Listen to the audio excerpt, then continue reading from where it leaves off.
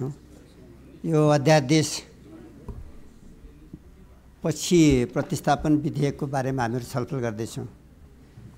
संविधानले अध्यादेश स्वीकृत भइसकेपछि जुन प्रतिस्थापन विधेयक आउँछ त्यो 60 दिनभित्रमा प्रमाणीकरण भइसक्न पर्छ।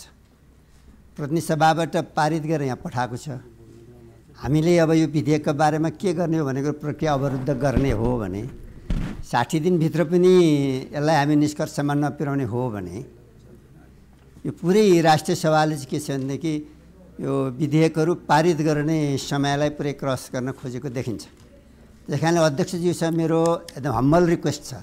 मैले कुनै जवाफ दिन खोजिरहेको छैन। यहाँ म संविधानभित्र कुरा गरिराखेको छु र कस्तो परम्परा बसाउने त्यो पनि मैले कुरा गरिरहेको छु।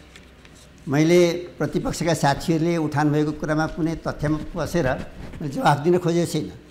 तर संवैधानिक प्रश्नमा मेरो एउटा सुझाव दिन चाहन्छु अध्यक्ष महोदयलाई। हाम्रो सबैको आग्रह छ, सबैको तर्फबाट म आग्रह गर्न चाहन्छु यताको साइडबाट।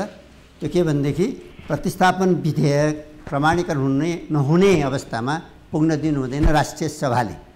यो सरकारको निजी विषय भन्दैन। अब यो राष्ट्रिय सभाको चाहिँ विषय हो, हाम्रो साझा विषय हो। यो पारित होला, यो संशोधन होला, यो असफल होला, त्यो आफ्नोमा छ। तर यसको प्रक्रियालाई नै रोकेर 60 दिन क्रस गर्ने गरिकन राष्ट्रिय सभा गयो भनेदेखि हामीले आफ्नो दायित्व निर्वाह नगरेको ठहर्छ।